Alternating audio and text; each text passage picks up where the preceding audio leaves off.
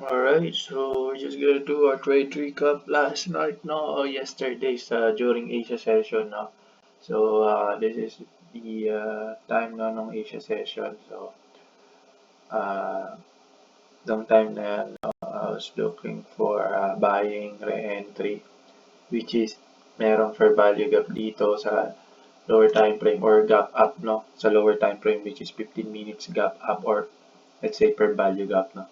So I'm just waiting sa price na mag-top dyan sa area yan, then wait for another confirmation, which is nung nakita ko yan na nag-top dito sa gap na to, sa gap up na to, na pagbukas ng market is nakita ko siya, meron siyang liquidity sweep, no, liquidity sweep.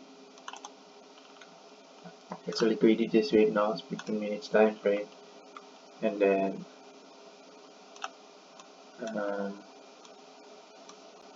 lower time frame, no, tayo ng market shift structure. So dito, meron tayong nakitang market shift structure dito sa area to. DCI, DCI, it's gonna be a market structure, no? Then, re-entry dito sa gap na to, no? Bullish per value gap.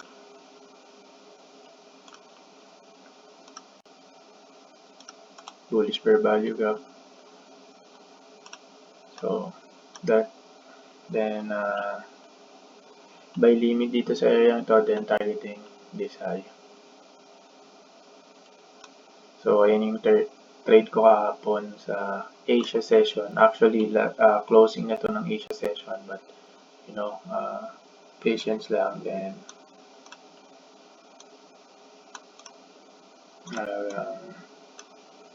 tama kapag naghihintay kayo ng uh, re-entry position. This one is break of structure na, no? Break of structure. So, yan.